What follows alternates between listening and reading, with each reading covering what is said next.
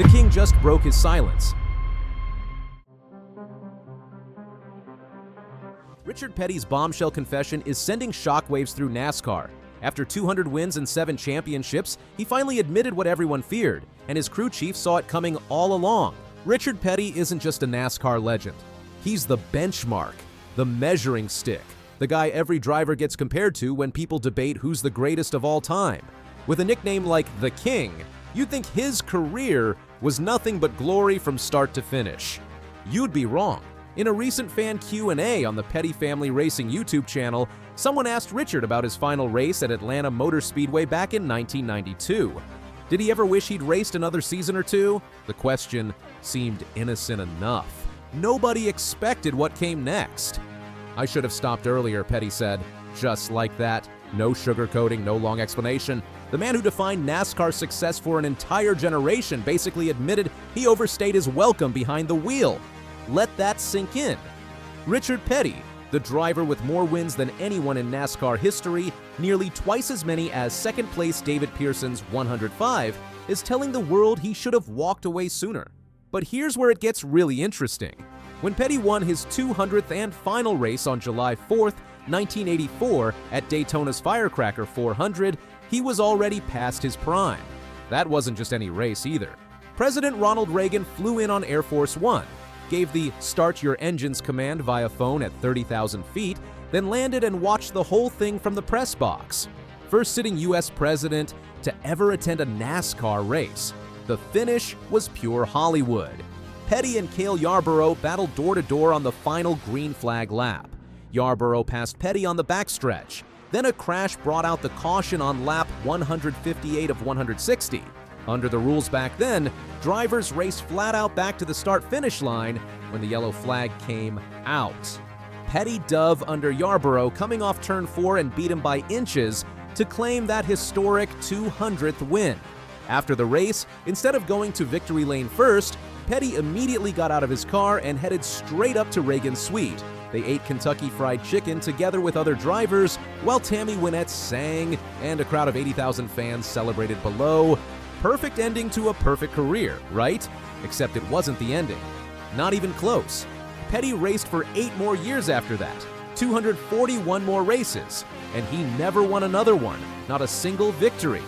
After we won the 200th race, I think we finished some good races there for a couple or 3 years, but we never won anything, Petty explained in that YouTube video, and the longer we run, the slower I got. I should have seen it coming enough to say, I don't need to be doing this. The numbers tell a harsh story. Petty last won a championship in 1979, the year of that famous Daytona 500 finish when Donnie Allison and Cale Yarborough crashed on the last lap and got into a fistfight while Petty cruised to victory. That race, broadcast flag to flag for the first time, basically put NASCAR on the national map. But from that championship in 1979 to his final race in 1992, Petty went 13 years without another title.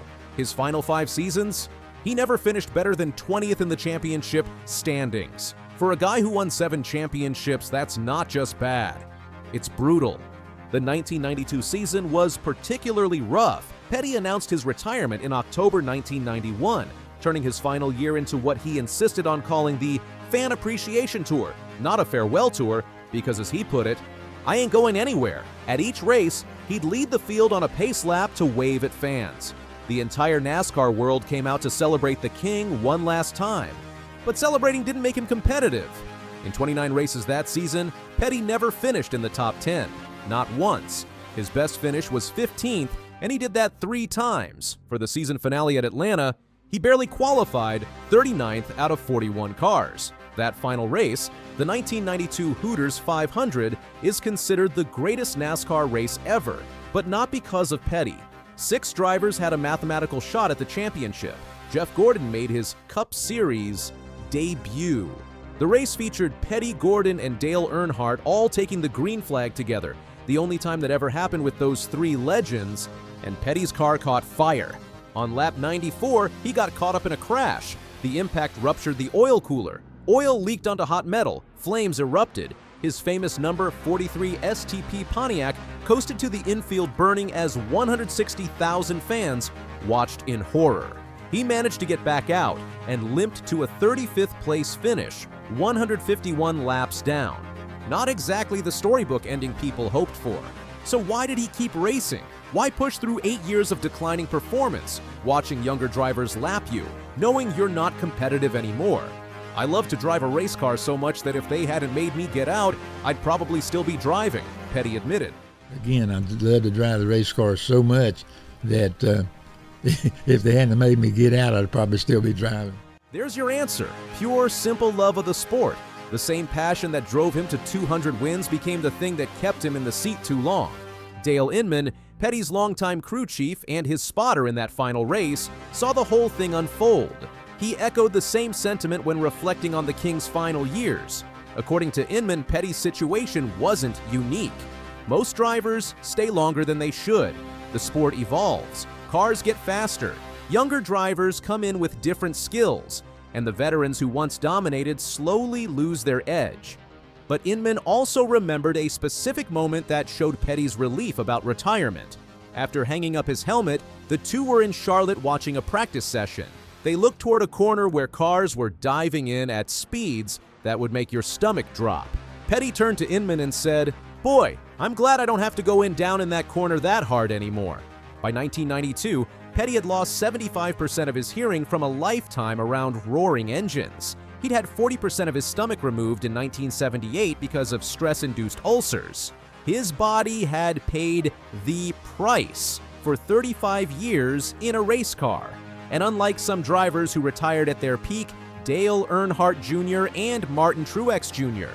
both walked away on their own terms when they felt done. Petty kept going until the passion finally gave out. The man set records that will probably never be broken. His 200 wins. David Pearson is second with 105. Kyle Busch, one of today's best, has 63. His 27 wins in a single season back in 1967, nobody's come within light years of that. 10 consecutive wins that same year still stands. But even legends have to know when to step away, and Petty's honest enough now to admit he missed his window. "I should have stopped earlier," he said. 4 words that carry the weight of 8 years. 4 words that show more self-awareness than most people ever manage. 4 words that prove even the king isn't above admitting when he should have passed the crown to someone else. Maybe that's the real legacy here. Not the 200 wins or 7 championships. Not the presidential visit or the Kentucky Fried Chicken lunch with Ronald Reagan, but the ability to look back with clear eyes and say, yeah, I stayed too long.